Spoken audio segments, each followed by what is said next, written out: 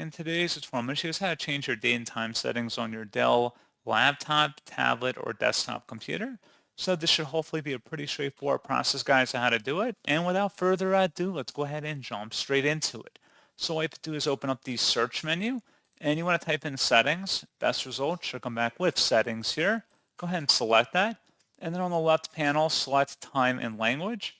On the right side, select where it says date and time.